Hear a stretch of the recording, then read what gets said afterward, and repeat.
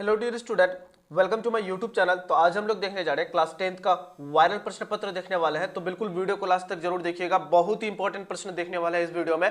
तो चलिए स्टार्ट करते हैं। सबसे पहला नंबर प्रश्न की ओर बढ़ते हैं। उससे पहले आपको बता दें, आप अगर हमारे यूट्यूब चैनल पर नए हैं तो सब्सक्राइब करके बेल आइकन के बटन को दबा दीजिए, ताकि हमारा आने वाला वीडियो का नोटिफिकेशन सबसे पहले आप तक पहुंचे और आप एग्जाम में जाके गर्दा मचा सके। चलिए पहला नंबर प्रश्न की ओर बढ़ते हैं। पहला नंबर प्रश्न में कड़ा है, किसी दर्पण का फोकस दूरी ऋणात्मक होती है। किस दर्पण का फोकस दूरी जो है वो ऋणात्मक होती है, नेगेटिव होती है। तो याद रखेंगे, अवतल दर्पण का जो फोकस दूरी होता है वो ऋणात्मक होता है। तो ऑप्शन नंबर बी जो है इसका बिल्कुल सही उत्तर हो जाएगा। अगर आपसे पूछता किस दर्पण का फोकस दूरी धनात्मक होता है, तब उत्तल होता। ये चीज याद रखेंगे। चलिए आगे बढ़ते हम लोग दूसरा नंबर प्रश्न की ओर। बहुत ही बीबीआई प्रश्न है, तो वीडियो को लास्ट तक जरूर देखिएगा और अपने दोस्तों तक शेयर करना बिल्कुल भी ना भूलिए। चलिए दूसरा नंबर प्रश्न में कड़ा है, लेंस की फोकस दूरी f तथा वक्रता त्रिज्या r में क्या संबंध है। लेंस की फोकस दूरी f तथा वक्रता त्रिज्या r में क्या संबंध है। तो इसका जो सही उत्तर हो जाएगा f बराबर r/2। ऑप्शन नंबर बी जो है इसका बिल्कुल सही उत्तर हो जाएगा। f बराबर क्या हो जाएगा, r/2। ऑप्शन नंबर बी जो है इसका बिल्कुल सही उत्तर है। चलिए आगे बढ़ते हम लोग तीसरा नंबर प्रश्न की ओर। बहुत ही इंपॉर्टेंट प्रश्न है।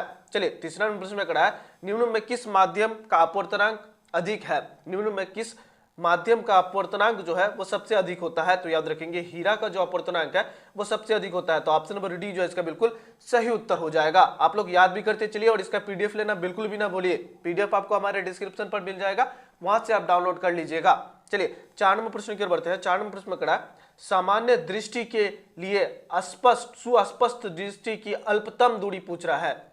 सामान्य दृष्टि के लिए सुस्पष्ट दृष्टि की अल्पतम दूरी, सुस्पष्ट मतलब साफ साफ देखने के अल्पतम दूरी, कम से कम दूरी कितना होगा।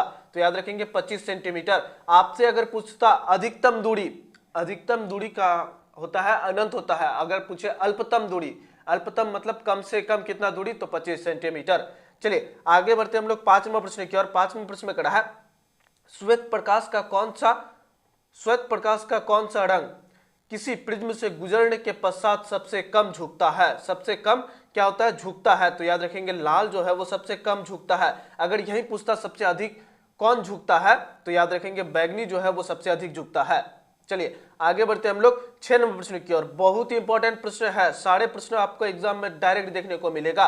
6 नंबर प्रश्न में कड़ा है, निकट दृष्टि दोष को किस लेंस का उपयोग के द्वारा संशोधित किया जा सकता है। निकट दृष्टि दोष को किस लेंस का उपयोग करके संशोधित मतलब दूर किया जा सकता है। तो इसका जो सही उत्तर हो जाएगा, निकट दृष्टि दोष में जो हम लोग लेंस का उपयोग करते हैं वो होता है अवतल लेंस का। कौन सा लेंस का, अवतल लेंस का उपयोग करके हम लोग निकट दृष्टि दोष को दूर करते हैं।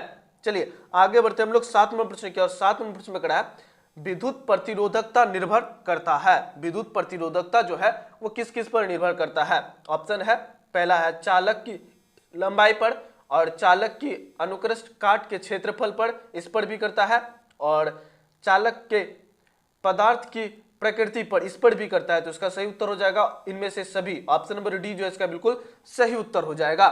चलिए आगे बढ़ते हम लोग 8 नंबर प्रश्न की ओर बढ़ते हैं। 8 नंबर प्रश्न में कड़ा है, विद्युत शक्ति का ऐसा मात्रक क्या है। विद्युत शक्ति का ऐसा मात्रक क्या होता है। तो याद रखेंगे वाट होता है। क्या होता है, वाट होता है। तो ऑप्शन नंबर ए जो इसका बिल्कुल सही उत्तर हो जाएगा। विद्युत शक्ति का ऐसा मात्रक क्या होता है, वाट होता है। ऑप्शन नंबर ए जो है इसका बिल्कुल सही उत्तर है।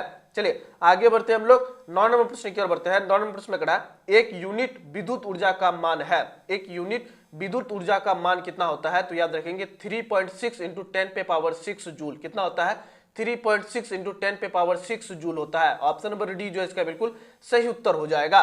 चलिए आगे बढ़ते हम लोग 10 नंबर प्रश्न की ओर बढ़ते हैं। 10 नंबर प्रश्न में कड़ा है, निम्न में कौन सा कथन सत्य नहीं है। निम्न में कौन सा कथन सत्य नहीं है। देखिए विद्युत चुंबकीय क्षेत्र चुंबक के प्रेरण पर कार्य करता है, ये सही है। उसके बाद विद्युत मोटर विद्युत ऊर्जा को यांत्रिक ऊर्जा में बदलता है, ये भी सही है। उसके बाद चुंबकीय बल रेखाएं परस्पर नहीं काटती है, ये भी सही है। लेकिन हरे विद्युत रोधन वाला तार पढ़ाए विद्युतमय तार होता है, ये गलत है। ऑप्शन नंबर डी जो है इसका बिल्कुल सही उत्तर हो जाएगा। चलिए आगे बढ़ते हम लोग 11 नंबर प्रश्न की ओर बढ़ते हैं। बहुत ही इंपॉर्टेंट प्रश्न है, डायरेक्ट देखने को एग्जाम में मिल सकता है, बहुत ही संभावित है ये प्रश्न जो है, बहुत ही वीवीआई है। चलिए 11 नंबर प्रश्न की ओर बढ़ते हैं। 11 नंबर प्रश्न में कड़ा है, फ्लेइंग के वाम हस्त नियम में बाएं हाथ का मध्यमा संकेत करती है। फ्लेम के वाम हस्त नियम में बाएं हाथ का मध्यमा किसको संकेत करती है? 11 का जो सही उत्तर हो जाएगा वो हो जाएगा ऑप्शन नंबर सी, चालक में प्रभावित विद्युत धारा की दिशा को। किसको?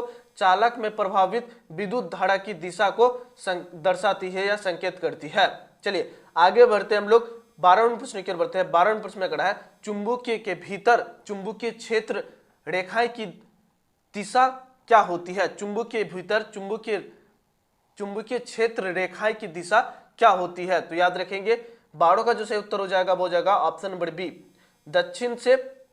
दक्षिण ध्रुव से लेकर उत्तर ध्रुव की ओर। अगर चुंबक के बाहर पूछे तब होगा उत्तर से दक्षिण की ओर, अगर चुंबक के भीतर पूछे तो दक्षिण से उत्तर की ओर, अगर पूछे चुंबक के बाहर तो उत्तर से दक्षिण की ओर होता है। चलिए आगे बढ़ते हम लोग 13वें प्रश्न की ओर। सारा प्रश्न बहुत ही वीवीआई है। 13वें प्रश्न में कहा है नाभिक की ऊर्जा स्रोत निम्न में कौन सा है? नाभिक की ऊर्जा स्रोत निम्न में से कौन सा है? तो इसका जो 13 का जो सही उत्तर हो जाएगा वो हो जाएगा ऑप्शन नंबर ए, यूरेनियम जो है वो नाभिक की ऊर्जा स्रोत का एक उदाहरण है। ऑप्शन नंबर ए जो है इसका बिल्कुल सही उत्तर हो जाएगा। चलिए आगे बढ़ते हैं हम लोग 14वें प्रश्न की ओर बढ़ते हैं। 14वें प्रश्न में कहा है काली चूना का रासायनिक सूत्र क्या है? काली चूना का रासायनिक सूत्र क्या होता है? तो याद रखेंगे CaO होता है। क्या होता है? CaO। ऑप्शन नंबर बी जो है इसका बिल्कुल सही उत्तर हो जाएगा। चलिए आगे बढ़ते हैं हम लोग 15वें प्रश्न की ओर बढ़ते हैं। 15वें प्रश्न में कहा है जल के विद्युत अपघटन में कैथोड पर कौन सा गैस मुक्त होता है? जल के विद्युत अपघटन में कैथोड पर कौन सा गैस मुक्त होता है? तो 15 का जो सही उत्तर हो जाएगा वो हाइड्रोजन गैस मुक्त होता है। अगर पूछता एनोड पर कौन सा गैस मुक्त होता है तब ऑक्सीजन होता है। क्या होता है? ऑक्सीजन। अगर यहाँ पूछा है आपका कैथोड पर तो कैथोड पर हाइड्रोजन मुक्त होता है। चलिए आगे बढ़ते हैं 16वें प्रश्न की ओर बढ़ते हैं। 16वें प्रश्न में कहा है बेकिंग सोडा का रासायनिक सूत्र है। ये बहुत ही वीवीआई प्रश्न है, आप लोग लिख लीजिए, ये बहुत ही वीवीआई प्रश्न है। बेकिंग सोडा का रासायनिक सूत्र क्या होता है?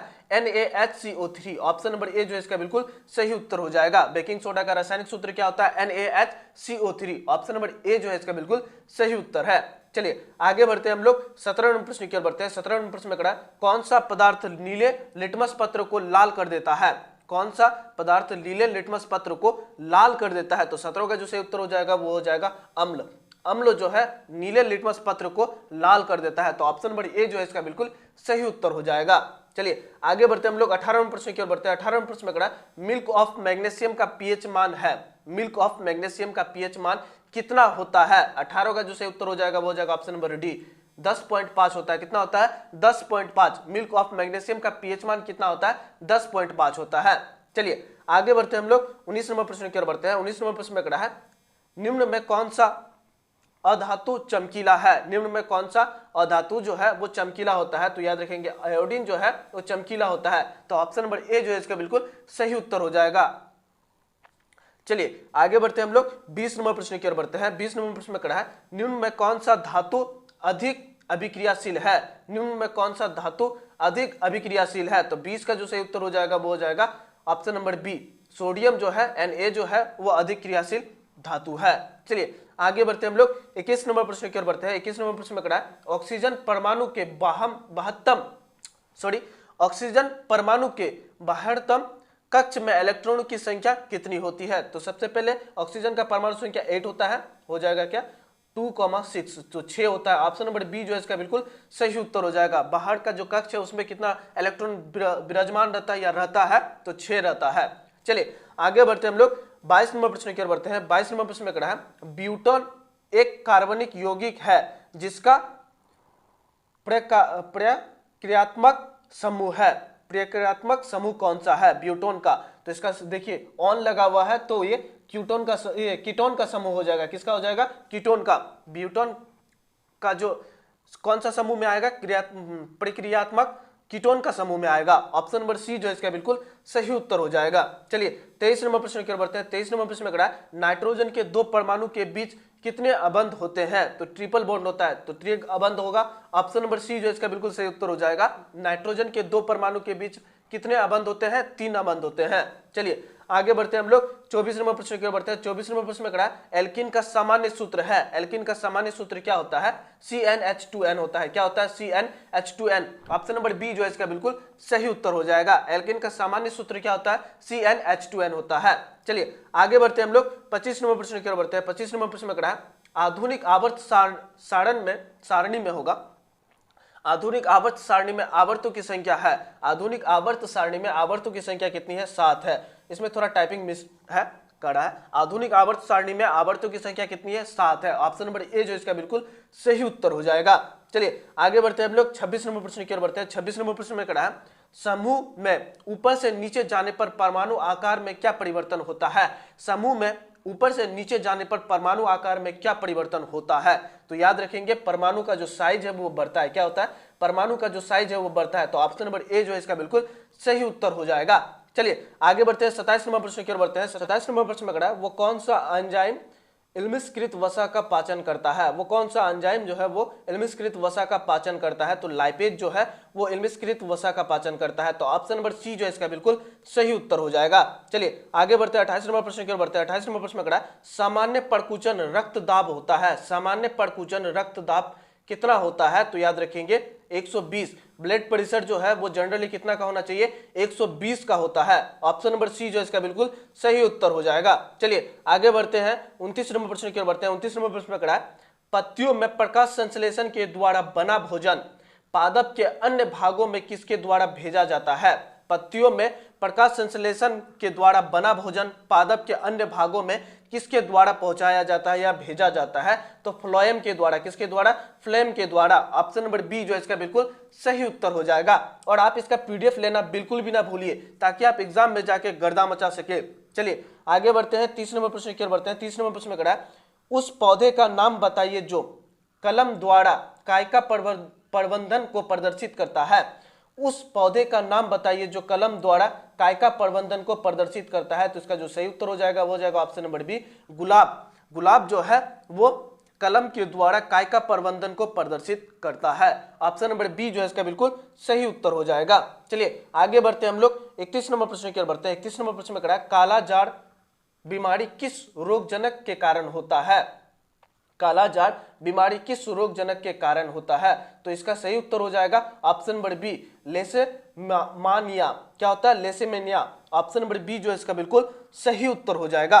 चलिए आगे बढ़ते हैं 32 नंबर प्रश्न की ओर बढ़ते हैं। 32 नंबर प्रश्न में कड़ा है, निम्न में कौन सा द्विलैंगिक पुष्प है? निम्न में कौन सा द्विलैंगिक पुष्प है? तो इसका जो सही उत्तर हो जाएगा वो हो जाएगा गुलाब का पुष्प। ऑप्शन नंबर ए जो इसका बिल्कुल सही उत्तर हो जाएगा। निम्न में कौन द्विलैंगिक पुष्प है? तो गुलाब का पुष्प या फूल।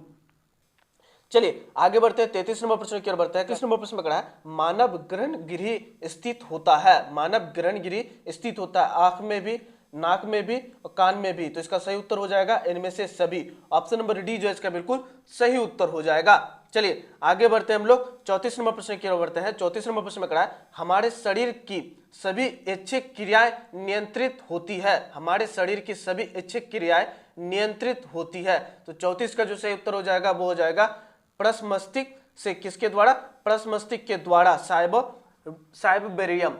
ऑप्शन नंबर ए जो है इसका बिल्कुल सही उत्तर हो जाएगा। चलिए आगे बढ़ते हैं हम लोग 35 नंबर प्रश्न की ओर बढ़ते हैं। 35 नंबर प्रश्न में कड़ा है, जंतुओं में वृद्धि हार्मोन स्रावित होता है। जंतुओं में वृद्धि हार्मोन स्रावित होता है। तो 35 का जो सही उत्तर हो जाएगा वो हो जाएगा ऑप्शन नंबर ए, पीयूष ग्रंथ में। किसमें? पीयूष ग्रंथ से। जंतुओं में वृद्धि हार्मोन स्रावित कहां से होती है? पीयूष ग्रंथ से। ऑप्शन नंबर ए जो इसका बिल्कुल सही उत्तर हो जाएगा। चलिए आगे बढ़ते हैं 36 नंबर प्रश्न की ओर बढ़ते हैं। 36 नंबर प्रश्न में कड़ा है, अनुवांशिकता का सिद्धांत किसने प्रतिपादित किया था? मतलब दिया था। अनुवांशिकता का सिद्धांत किसने दिया था? तो इसका जो सही उत्तर हो जाएगा वो हो जाएगा ऑप्शन नंबर ए, मेंडल ने दिया था। किसने दिया था? मेंडल ने दिया था। अनुवांशिकता का सिद्धांत किसने प्रतिपादित किया था? मेंडल ने किया था। ऑप्शन नंबर ए जो है इसका बिल्कुल सही उत्तर हो जाएगा। चलिए 37 नंबर प्रश्न की ओर बढ़ते हैं। 37 नंबर प्रश्न में कड़ा है, स्त्री में लिंग गुणसूत्र होता है। स्त्री में लिंग गुणसूत्र कौन सा होता है? तो XX होता है। और पुरुष में कौन सा होता है? XY होता है। स्त्री में कौन सा गुणसूत्र होता है? XX होता है और पुरुष में XY होता है। इसमें कंफ्यूज नहीं होना है आपको। चलिए आगे बढ़ते हैं हम लोग 38 नंबर प्रश्न की ओर बढ़ते हैं। 38 नंबर प्रश्न में कड़ा है, निम्न में कौन सा जैव निम्नकरणीय कचरा है? तो 38 का जो सही उत्तर हो जाएगा वो हो जाएगा option number D, tissue paper जो है वो निम्नकरणीय कचरा है। ऑप्शन नंबर डी जो है इसका बिल्कुल सही उत्तर हो जाएगा। चलिए आगे बढ़ते हैं 39 नंबर प्रश्न की ओर बढ़ते हैं। 39 नंबर प्रश्न में कड़ा है, आहार तथा पाइन किस राज्य की जल संग्रह व्यवस्था है। तो इसका सही उत्तर हो जाएगा ऑप्शन नंबर डी, बिहार की है। किसकी है? बिहार। ऑप्शन नंबर डी जो है इसका बिल्कुल सही उत्तर हो जाएगा। चलिए 40 नंबर प्रश्न की ओर बढ़ते हैं। 40 नंबर प्रश्न में कड़ा है, प्राकृतिक संसाधनों का प्रबंधन के लिए सबसे उपयुक्त विकल्प निम्न में कौन सी है? प्राकृतिक संसाधनों का प्रबंधन के लिए सबसे उपयुक्त विकल्प कौन सा है? तो ऑप्शन नंबर ए कम उपयोग, पुनः चक्रण, पुनः उपयोग। ऑप्शन नंबर डी हो जाएगा। इनमें से सभी विकल्प उपयुक्त है, मतलब जरूरी है। तो ये 40 प्रश्न था जो कि आपको हम करवाए। ये 40 प्रश्न बिल्कुल वायरल प्रश्न पत्र से लिया गया प्रश्न है, बहुत ही वीवीआई प्रश्न था। और भी आपको हम प्रश्न करवाएंगे, तो आप हमारे साथ जुड़ जाइए, चैनल को सब्सक्राइब कर दीजिए और इसका पीडीएफ लेना बिल्कुल भी ना भूलिए। पीडीएफ आपको हमारे डिस्क्रिप्शन पर लिंक दे दिया गया, वहां से आप डाउनलोड करके उसको देख सकते हैं। तो फिर मिलते हैं नेक्स्ट वीडियो में, तब तक के लिए इतना ही। जय हिंद।